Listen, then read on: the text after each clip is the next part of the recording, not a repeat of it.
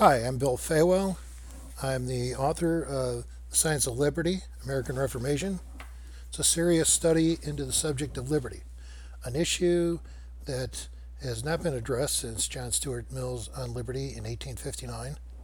And when you consider that we in America have been living without liberty for 5 to 7 generations, there's no one alive today that has lived in liberty. Consequently, people have really no idea what liberty is. Often you'll hear people talk about their personal liberty. Well, I've got news for you. There's no such thing as personal liberty. There's personal freedom, but not personal liberty. And until you know the difference, you're going to get lied to and you're just being set up to be taken down. The lie of personal liberty originated in the Declaration of Rights in Man in France during the French Revolution. It was created in order to give the people some kind of hope, some kind of thought that they actually had some liberty, that they had a part in the government coming out of the revolution. Interesting side note about revolutions is that history defines them as a governmental bankruptcy of the people. Well, where do you think we're at today? Actually, we're in the first stage of a revolution. The second stage is the first stage is when the people fall away from the government. The social contract has been disintegrated between the government and the people. That's occurring today. That's what you see in Trump. It's not so much Trump, but what Trump represents to the American people. And that is someone from the outside. Everyone's angry. Everyone knows the system, our current system, is in total failure. Everyone knows that we have to move away from it. What that change is, what that new system is, no one really knows. They don't understand. But that system is liberty. And that's why the book was written. One of the interesting aspects of liberty there are only two forms of government in our world today. There have always only been two forms of government in our world. One is when the government rules over the people. That's called the status state. Under it comes fascism, tyranny, socialism, communism, democracy. Yes, democracy. Not a democratic republic, but democracy, the fascism. The other form of government is liberty. It's when the people rule over their government. You have to do the same thing with the money.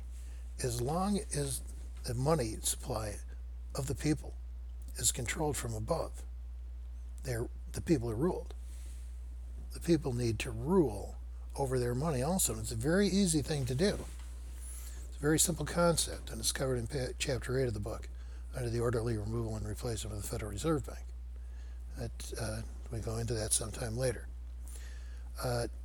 Essentially, everything you know and think today is probably wrong. I know it's a lot to say, but most of what we see and believe in our world and in our government today is based on myths, based on misinformation and lies, based on the lie of omission. And it primarily comes through our mainstream media, controls 90% of what we hear and see. And people think and say what they see and hear. So if you keep repeating the lie over and over and over again, people start believing it. This is an axiom that has been common knowledge since Nazi Germany. And as we'll cover in Chapter 11 in The Science of Liberty, there's a direct intellectual and academic connection between Nazi Germany and the neocons of America and Israel today. Make no mistake about it. The connection is direct, and it's academic, and it's crystal clear. One of the things that I find when I start talking to people is it's much easier to start pulling the shades off people's eyes by sharing with them this chart on how laws are made in America today. They're not made through the Congress, and not anymore. Over 90% of our laws are made at the agency level, with some executive decisions, orders from the president, then the Supreme Court sometimes wades in on laws. A fine example is Roe v. Wade. a very unconstitutional landmark law passed and created by the Supreme Court. The other one is Citizens United, which contemplates that corporations are people too. Well, I've never yet to see a corporation show up at a polling place and vote. Corporations don't vote in elections, they buy elections. There's a big difference there. And it's another fine example of how our Constitution, which is the outline, which is the template of the daily operating model of a state of liberty, is structured. And that has been folded, spindled, mutilated, spit on, crapped on, wiped on, burnt, crushed. It's been destroyed. And primarily the way that's been destroyed is by taking the powers of Congress, which incidentally is the people's place in government. Congress is the voice of the people. That's our house. That's our branch of government. All its powers have been given over to the agencies of the executive. And in those agencies, the lobbyist reigns supreme. He's sending money in there. He's sending people in there. You got a revolving door between government and regulatory agencies. And you've got the lobbyist sometimes works in the government, and after a couple of years goes back to lobbyist, and one of his buddies from the lobbyist goes and works for the government. Or they start in the government and then they go to lobbying. It goes back and forth. So they write most of the laws, and the ones that they don't write move up the food chain. And here's something you probably never, not many people have heard about. It's called the Office of Information and Regulatory Affairs, the OIRA. It's a de facto cabinet post. It's in the White House. They tell us who the chairman is, who the vice chairman is. They do not tell who the staff is, how many staff there are. When they take testimony, which is usually lobbyists, they come in, they write their name, they write their address, who they work for. They walk in and they give testimony. But during that testimony, there's no stenographer, there's no recording, there are no notes taken. Consequently, there's no Freedom of Information Act. Well, you can see what happens. It's created the White House executive branch. It's created the Imperial Presidency. Now, the OIRA was originally created by the Reagan administration as a vehicle for corporations that have some voice in answer to a lot of these laws that were coming out of agencies that were hamstringing private business. But as is the case always, not sometimes, I mean always, when you take a power of government and you give it to an agency or a sub-agency or a private group, it is always taken control of by cunning, ambitious, and unprincipled men. And in the words of George Washington, this is the customary weapon by which free governments are destroyed. Sound familiar? You bet. Everybody talks about the money that goes to Congress. You can give your congressman $2,700 each election cycle. So you can give him $2,700 for the primary, $2,700 for the general election. But for your president, you can go to $35,000 plate dinner. You can give him $1 million because you give it to his party. You can give him $1 million a day. You can give him $1 million one day a week. You can give him $1 million a month. You can give him $365 million and just be done with it. Frequently, it doesn't work that way. If you really want to buy government, you pay the U.S. Chamber of Commerce, and the U.S. Chamber of Commerce is the bag man for all the banks and the big corporations, and they make the payments. You look at the schedules, who makes the most contributions to candidates. It usually comes out the single biggest payer out is the Chamber of Commerce. That's their job. They're a bag man. Well, anyway, now we've created the White House, the executive branch, the Imperial Presidency, through the Office of Information and Regulatory Affairs. If you're a lobbyist and you don't like the law that comes out of a federal agency from a well-meaning agency employee or something from Americans, which they generally ignore, or an altruistic group that hasn't got any money, it runs up here and gets a lobbyist veto or a lobbyist change and then goes back and back up into the system. It's all showered with more money, more money, more money, more money, more money, future job considerations for cabinet appointed secretary, more money, and more money.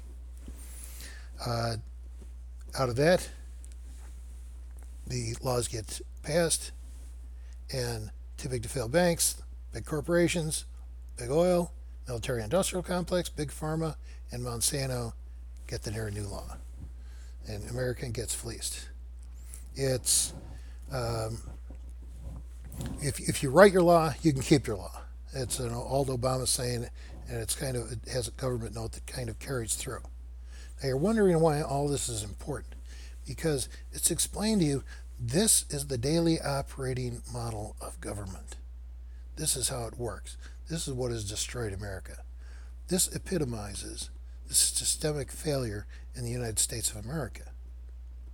And what we need to do, if America is to ever be great again, is to get back to the garden. Now, what is the garden? Well, the garden is sending all the powers of Congress back to Congress, which is our power, the people's power. Now, once we bridge that problem, how do we address, how do we control Congress? I mean, Congress is doing all this stuff. I mean, no one controls Congress. They're out of control. Everybody hates Congress. It's funny, everyone hates Congress because everything's going wrong.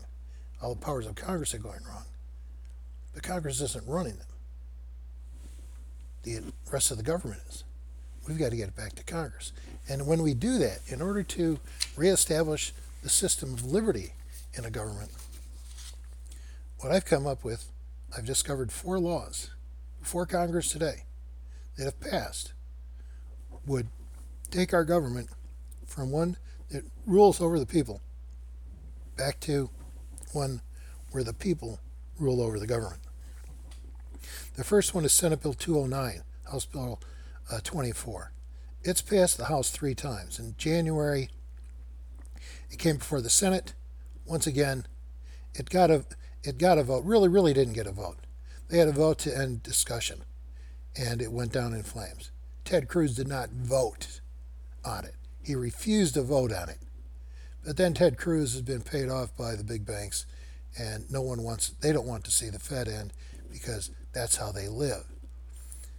It's basically an end the Fed bill. It was written by Ron Paul originally, and essentially it's an audit of the 2010 housing program that the Federal Reserve put together, which was a exercise in public theft of funds on a scale so great and so grand that if the people knew and understood what it entailed, the Federal Reserve would be out of business tomorrow. And that's why they had to stop that. Well, it's back to the House to be passed on and approved a 4th time.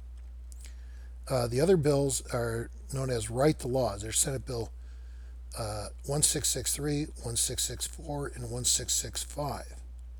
Unfortunately, no one in the House has the courage to co-sponsor in the House yet. But Write the Laws, 663, demands that all laws be written by the Congress. That means agencies can't write laws anymore. And this entire process goes out of business. You can't imagine what happens. That's changing the system. When you change the system like that, everything changes. Let me give you an example. Here's 163. Congress passes all the bills. It has to go through the process on the floor, public introduction, public debate on the floor.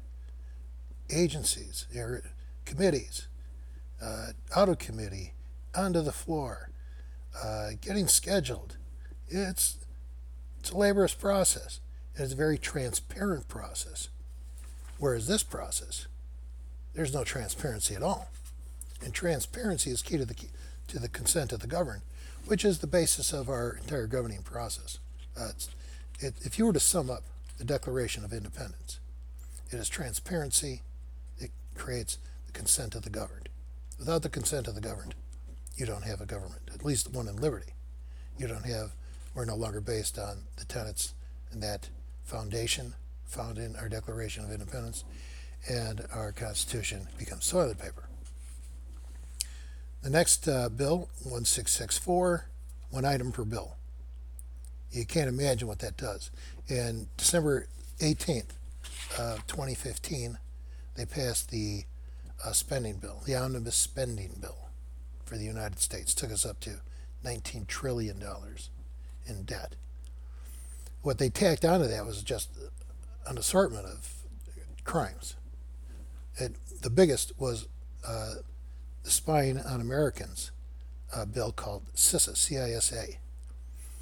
And it passed in its most ludicrous, most objectionable form.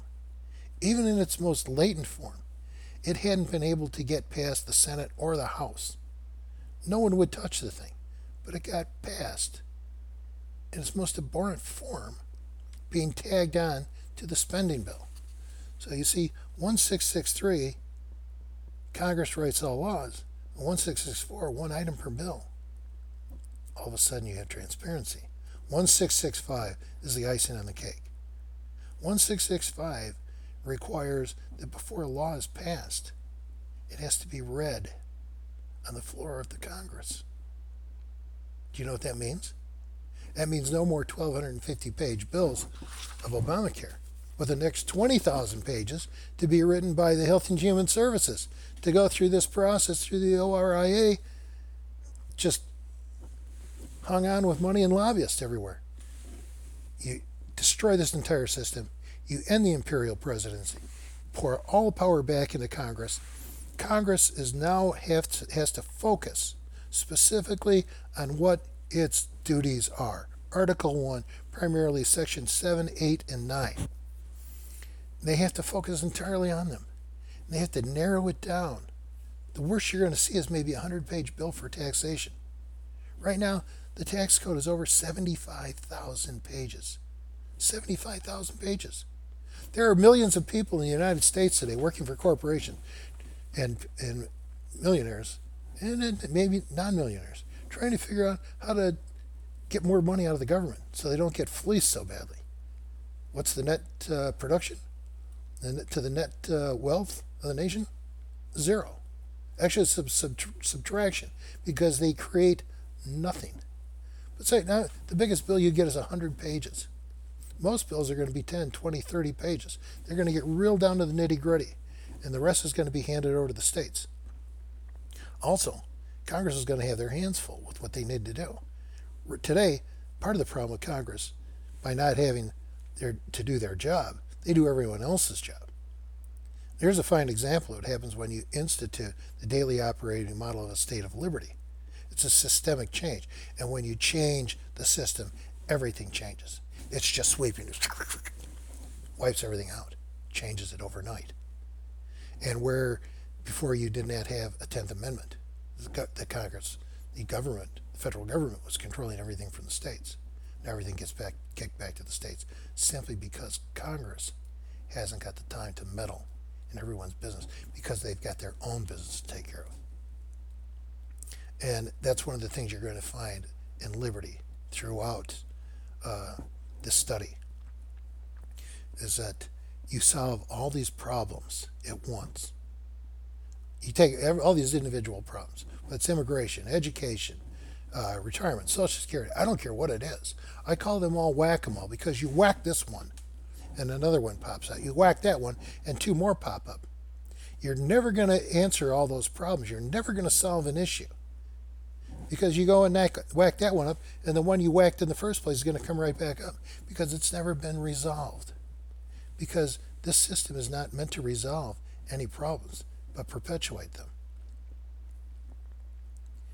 And so you get this systemic change.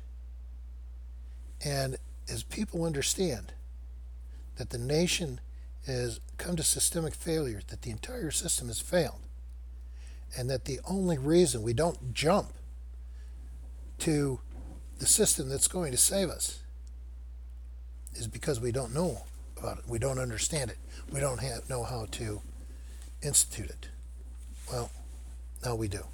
It's called the Science of Liberty, American Reformation.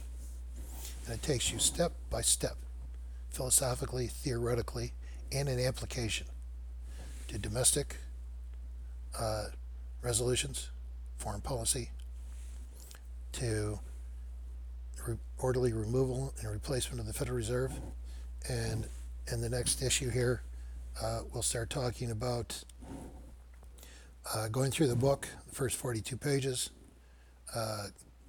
explaining what the chapters, each chapter will be, in the preface, an extensive table of contents, a number of quotes that are included in the book to help set the stage, the mental stage, for what you're about to read each time.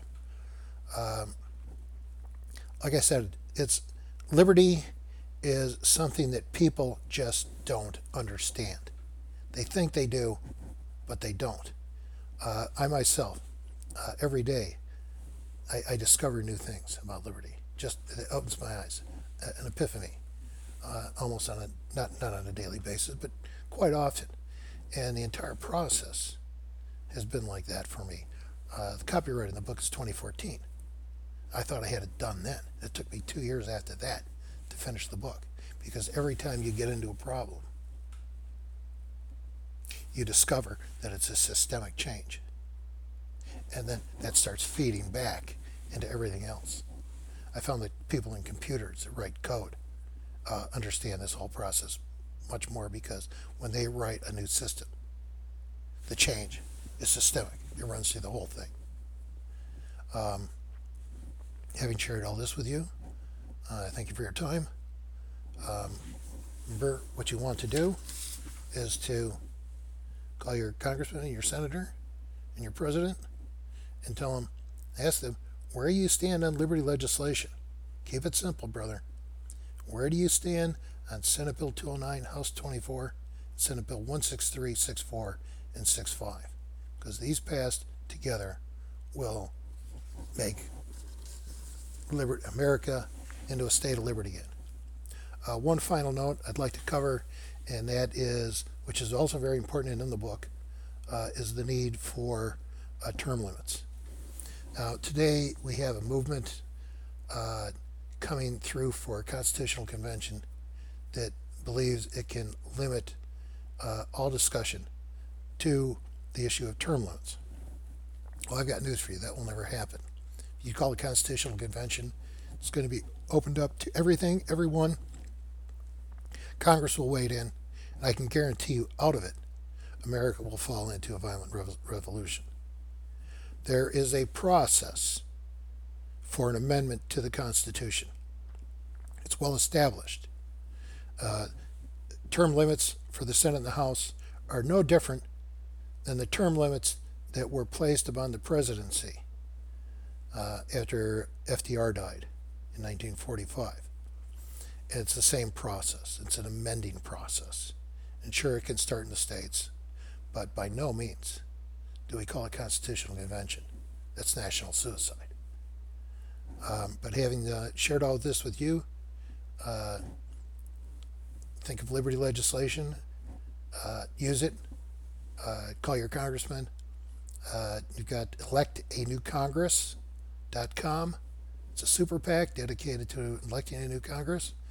On that page, you'll find liberty legislation and what I call HR 535, which is Hearts and Minds 535. There are 535 members of Congress. And we've got to change their hearts and minds. A lot of this information will be on there. We'll probably put these videos on there. Once I get through sharing the first chapter through the first chapter of the book, we'll start moving into what I will call the daily alive omission. It should be reporting on the lies the mainstream media tells you, what's really going on, and other things you need to know. In the meantime, we've got a lot of costs coming up. Please buy this book, Science of Liberty, American Reformation. You can access